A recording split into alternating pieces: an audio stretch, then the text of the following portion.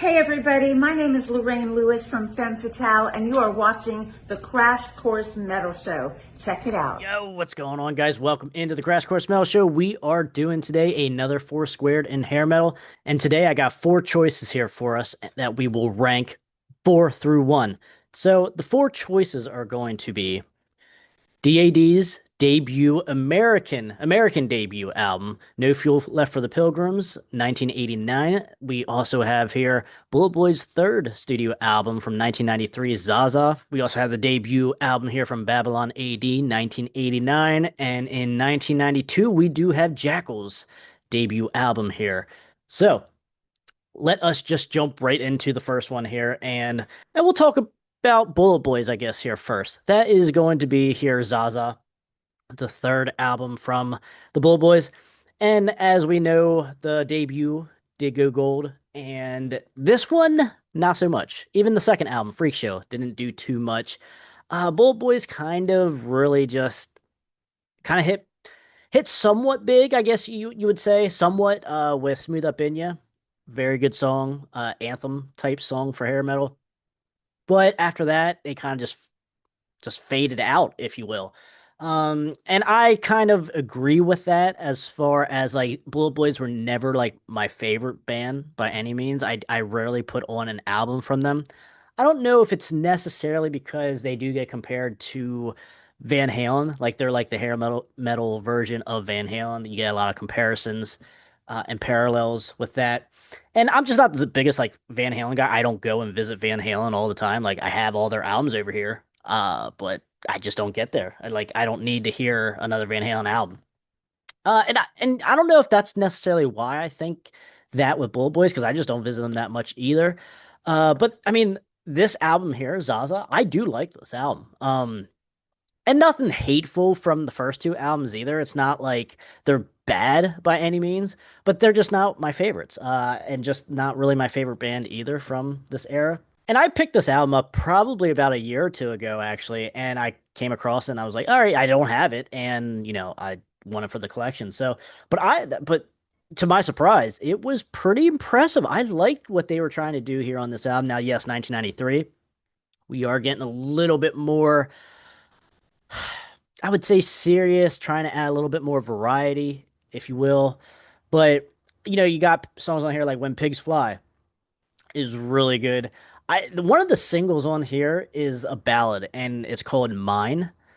Really good. I love like the soul style song. Soul. I don't want to say R&B, but there's a lot of soul to Mark's voice and just the song. I really, really like it. Really good ballad. Easily my favorite song off of this album. 1-800 Goodbye is a fast rocker. Good stuff there. Laughing with the Dead's cool. There's decent stuff on here, but I would say probably half of it doesn't make the iPod though. And that's kind of saying something when I'm comparing it to the other their previous two albums. I just I feel like the stuff that I do like on this album, I like a little bit better than say on Freak Show. Like there's good stuff on that album as well and on the debut, but like I said, I if I am putting something on from Bulletboys, it's probably gonna be this album because I don't really hear much off of this album, out and about, or just people talking about it. So I'm like, there's quality stuff here. And like I said, there is some variety throughout, like especially with mine, the song "Mine." I think that they are really showcasing something different here, and it works in my opinion. Now, yes, the usual metal fan is not gonna like that song. I would guess. And but me, I do like R&B. I do like soul music. That kind of that type of deal. So like I am really cool with hearing Bulletboys have a view or an angle or a sound just with this. And there's not really nothing else on the album that's kind of like this at all. So this is kind of like really something different. But you know, it's just an album that is just okay to me. And that kind of falls into the camp of, just even where I put Bulletboys. So not too much to say. Nothing bad either on this album, or not a bad album. It's just an album that I guess I do visit, but just from a band that I don't visit a lot. So there's that. All right, we will move on here to the next one to talk about, and I'll just pick up here. D.A.D. No Fuel Left for the Pilgrims. Like I said, this is the first album, American album. They did have, I think, two, possibly. I think it was only two, from their homeland. They did have other albums as well before this one, but this is the one that really kind of everyone knows about, if you will. And I does have the single on here, "Sleeping My Day Away." Really good. Music video as well. We kind of get a little bit into the dirty. It's like a mixture between some sleaziness here, some bluesiness as well, some like AC/DC type, just a really dirty looks kind of feel too. But my big thing with this album, though, I had this since high school, and it doesn't get better for me. I will say that. And now the first half of this album is really good. I'm not taking anything away from the first album. Jihad, Point of View, Rim of Hell is a really cool party song, and ZCMI is good as well. So the first five and six tracks are True Believer. We'll just say the first six tracks are side A. Good side A. Not complaining at all with it. But once we flip the disc or flip the vinyl around, we got six other tracks, and I cannot, even when I first picked this up in high school, I never really got into the side B. I didn't, and even up until recently, when I put these songs back on my iPod just to refresh myself, maybe after like 10 plus years, I can find something that I really like on side B. Not much, maybe one or two tracks, but I don't know if it's just I'm with side B where it's like they're rehashing a lot of side A, and there's just nothing too memorable. I don't know. And with side A, you could argue that a decent amount of the tracks on side A kind of follow one tempo. There's nothing really fast, really fast and in your face.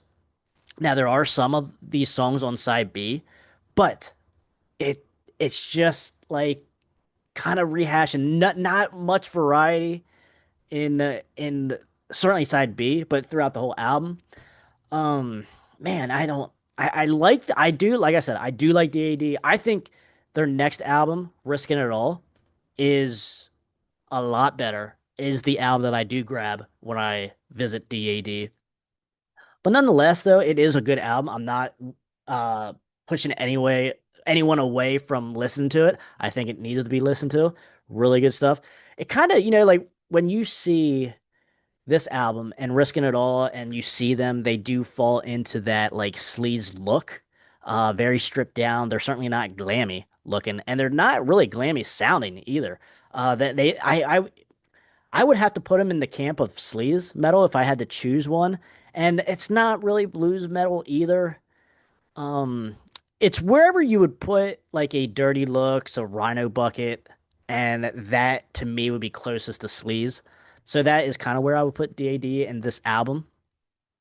But nonetheless, good stuff. Side A, certainly check it out. But side B, I mean, it is what it is. I just there's like one or two songs out of these last six tracks that will be staying on the iPod, but just doesn't. I just can't get there with side B. So that does kind of hurt the album when I'm recommending it to someone, or just not necessarily recommend it to someone, but just one that I just don't talk about a lot or just don't visit because of that. And when I do talk about D.A.D., it is Risking It All. I think that whole album is pretty good.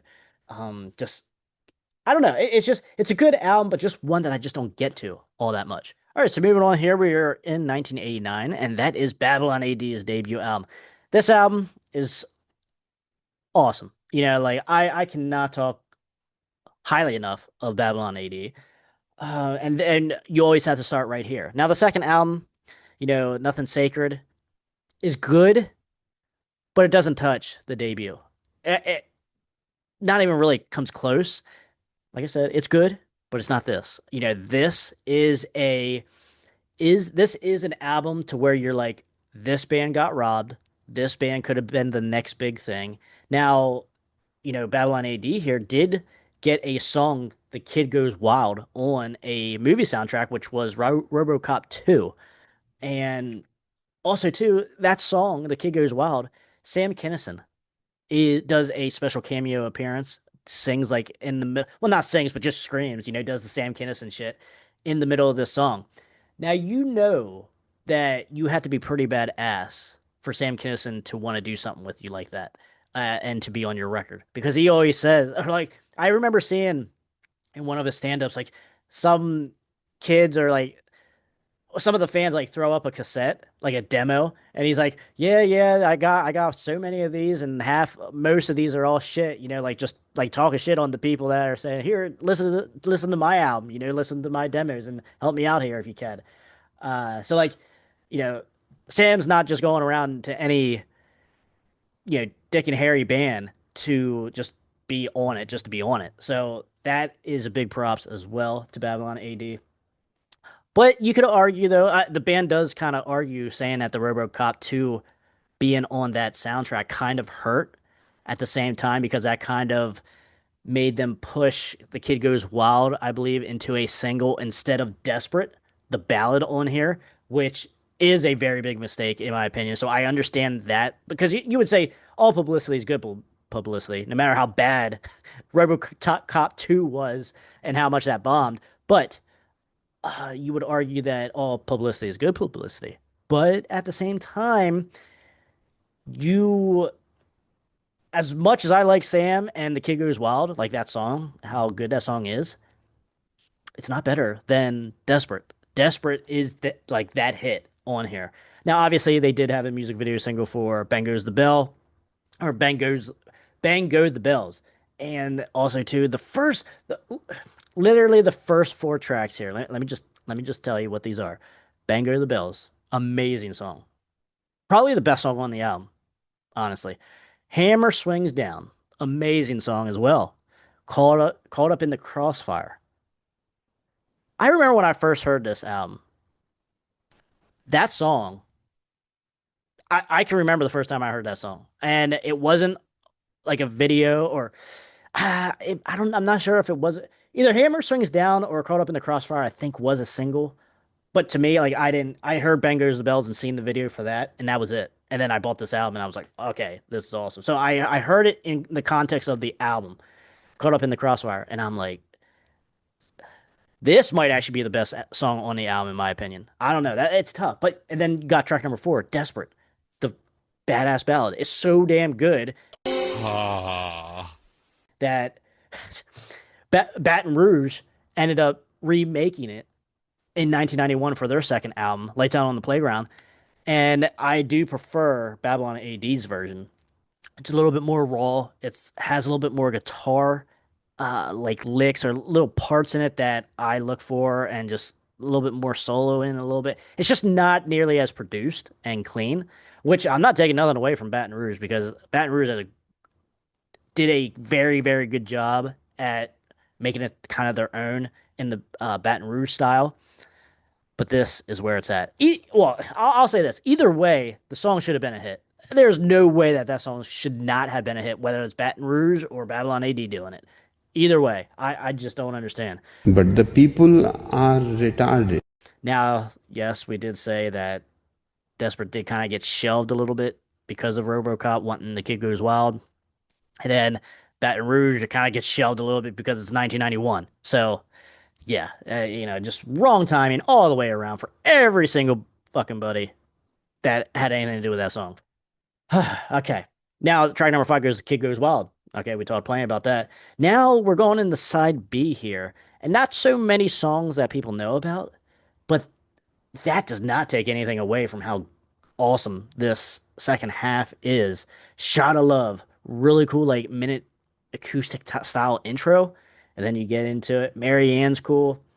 Back in Babylon kind of has like a mid-tempo, groovy, weird atmosphere to it. I don't want to say dangerous atmosphere, but like just has a weird atmosphere to it.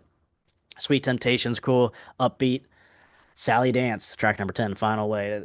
This has like an acoustic rhythm as well. to the whole song and really good stuff. I can't. Derek sounds great on this album, vocal wise, and just the whole band does too. Like, this album is hard to beat. Like, it's awesome. One of my favorites, and this does actually get better for me over time. And I was probably like early 20s, maybe late teens when I found this.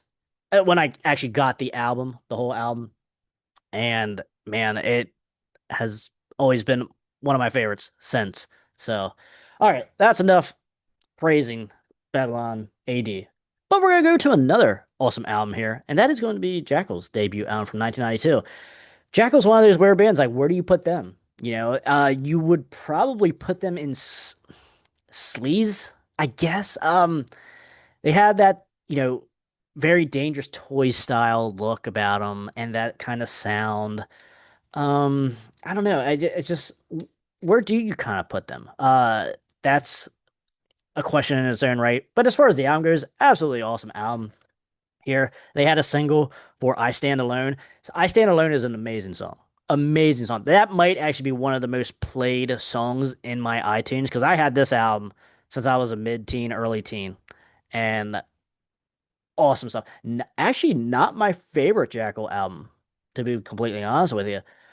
But we'll kind of hit that here. You got track number two, "Dirty Little Mind." Awesome, sleazy, sexy song. Has the woman, you know, orgasming basically in this song. It doesn't get much sleazier than that, guys. Come on. Okay, it just doesn't. Jesse James Dupree has his own distinct voice here as well throughout the whole album and throughout the whole catalog. And that's the thing too. Jackyl has a great catalog. I don't think they ever really stepped away from who they were.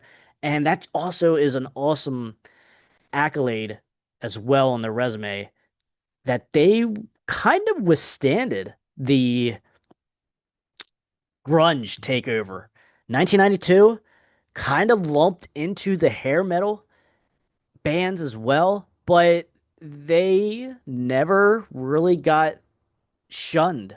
Now, they never really got played on MTV after this album. Okay, yes, the music industry tried to kill them as well.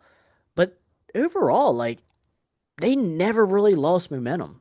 If anything, they picked up momentum throughout the 90s and into the early 2000s and all the way up to this day. People still go out and see them. They're like one of the bands on the East Coast here that still draws really, really good up until Kicks, until they retired. Kind of the same type feel as far as the drawing of the crowds.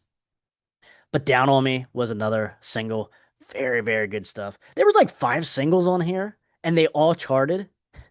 Like, okay, I might be wrong here, but this might have went gold as well. I don't know how you can chart that many singles and not go gold. I think it did go gold. I could be wrong. But anyway, everyone knows the song Lumberjack. I don't really need to hear that again, but that is who Jackyl is. Like, at least the first 3 albums, they had a chainsaw song on their album. And this, out of the 3, because you had Headed for Destruction, they used the chainsaw a lot in that. And then also on Cut the Crap, they I think it might be Cut the Crap is where they use the chainsaw on the title track as well. I'll take those 2 songs over the Lumberjack any day, but it's what they're known for, so whatever. Now, Reach for Me is really good. Back Off Brothers, cool. Now we are kind of getting a little weaker here now. We're looking at Brain Dead or Brain Drain, Just Like the Devil, and then the final track, She Loves My Cock. She Loves My Cock's okay.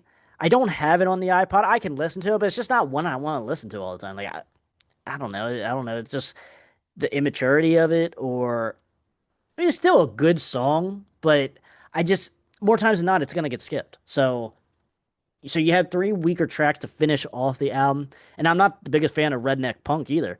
So as good as these singles and this album is, there's some duds on here. And that's why it's not my favorite Jackyl album. Um, I know that might be kind of blasphemy to a lot of Jackyl fans and just hair metal fans in general, but that is kind of where I'm at. It's the songs that I mentioned are so strong, you kind of just overlook the weak ones here. So, so strong. And that's why this album, for me, it still gets praised. It's still awesome. Still one that I would give to anyone to listen to. But, that's just kind of where I'm at with this when I compare it to the rest of the Jackyl catalog. All right, so let's finally rank these here. This is actually kind of interesting. I knew what my 3 and 4, or my 4 and 3 would be. 2 hours later. I think my number 4 is going to have to be Zaza. Like I said, I do visit it once in a while when it comes to the Bulletboys. And some of the songs, like Mine, is a really good ballad. Couple of the quicker paced ones, 1-800 Goodbye and such like that, When Pigs Fly, are fine. Like, I do visit them. They do come on sometimes. They don't get skipped. But overall, though, I just don't get to the Bulletboys that much. And Zaza is kind of the one I will visit when it comes to Bulletboys. But it's just going to number 4 here out of these 4 albums. Number 3, we are going with D.A.D, actually. And like I said, side A is good. Side A, I am not taking anything away from side A. But side B, I start to get bored. I'm like, you get a lot of the same, it feels like, once you get to side B. And to me, that kind of just hurts an album for me. I like variety. I like different things. I don't want to hear the same song from you over and over again. And, you get a little bit of that on this album. And, Rat can be thrown in that camp too. AC/DC, obviously. Just bands like that. But, like, there are bands that do it better than others. And I just think, certainly with D.A.D, they did it a lot better on their next album with Risk It and All than on this album. But nonetheless, side A is awesome. I'm not taking anything away from side A. But there's more to this album than just side A. So that goes into consideration. So that D.A.D, No Fuel Left for the Pilgrims, does come in at number 3. All right, coming in here at number 2 is going to have to be Jackyl. And like I said, the songs that are good, amazing on here, are amazing. Like I said, I Stand Alone is one of the best of the genre. And there's no denying that. No denying that for me. One of the most played songs on my iTunes since I had this album 15 plus years ago. Not taking anything away from it. Great album, but there are weak spots on here. And that is why it's coming in here at number 2. Now, number 1. Now, if you guys know have watched the channel at all the past year, I talk about Babylon A.D all the time. I actually did not do a album review for it, like an actual single video album review for this, which I don't know how or why I didn't do that, but Babylon A.D always shows up in all my other series except the album review. But either way, it's showing up here again, and it's coming in at number 1 because it's an amazing album. Amazing album. It's an album that is criminally underrated, that gets criminally overlooked. Great band. I would certainly say to start your Babylon A.D journey here, not with the second one or any other album for that matter. Now, they did just release a brand new album last year that was one of my favorites of the year 2024, and awesome stuff. But I would not start there. I would start here. This is where it's at. This is Babylon A.D's masterpiece, in my opinion, and one of the top albums of 1989. Now, how strong is 1989?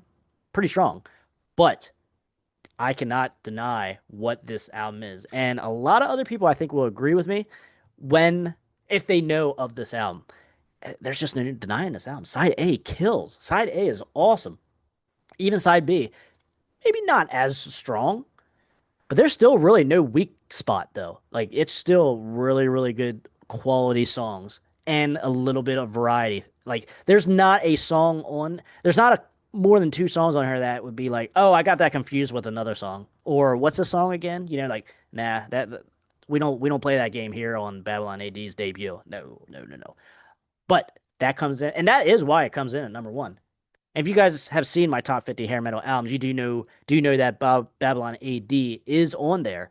But where exactly, if you don't know, you can check out the series right here if you want to check that out. But yes, that is my ranking of these 4 albums against each other. We're going number 4, Zaza. Number 3, D.A.D, No Fuel Left for the Pilgrims. Number 2, we got Jackyl, self-titled, 1992.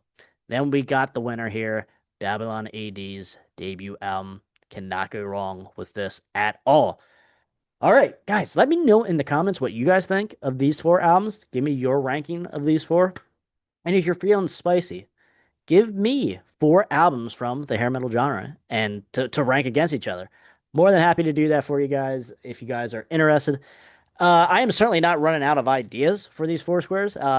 There's still 1,000 CDs over here that I just grew up with, and I can certainly make 4 squares here, but I want to do what you guys are interested in, what's been kind of, clawing at your music brain here lately. And more than happy to do that for you guys. So stay out of that collateral damage, guys. And until next time, if you guys enjoyed this 4 squared, check out the whole series right here.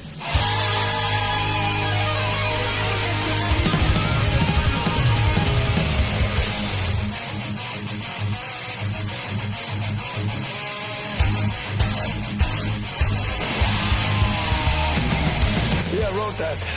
It's called I Want to Rock Your Body. And then in parentheses it says to the break of dawn.